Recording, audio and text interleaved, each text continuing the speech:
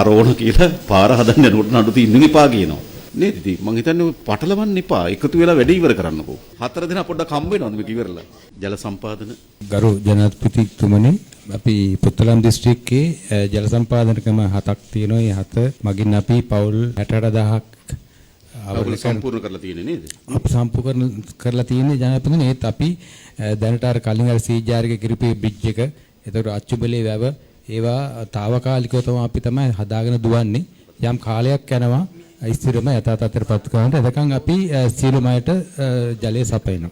වනාතවිල්ල කෝස්වේ එක කැඩුනොත් වතුර සපයා ගැනීම අමාරු එතන ජනාධිපතිතුමනි අපේ අච්චුමලේ කියලා වැවකට වතුර අරන් තමයි අපේ වතුර ගන්නේ.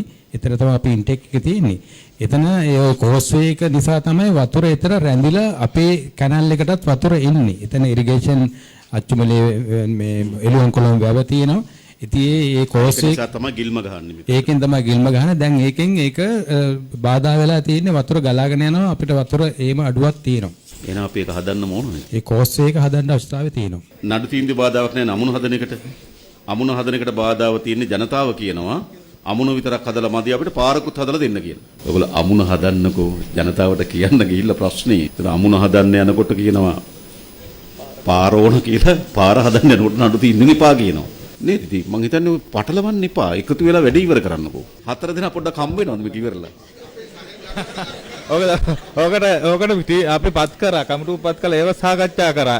අද අවස මේක ඉවර වෙලා ඔයගොල්ලෝ හම්බ වෙලා අමුණද හදන්නේ කෝස්වේ එකද හදන්නේ පාලම කතාව පැත්තකින් තියන්න කෝස්වේ එක හදන්න අමුණ හදන්න වනජීවීන් අනුමැතිය දෙනවා නම් ඒක කරන්න පුළුවන් සර්. එයාලා සහයෝගය අපිට දෙනවා නම් අපි කරන්න පුළුවන් සර්. අපි කරන් දෙන්න. හැමතුමා ඉන්නේ. ඒක තමයි.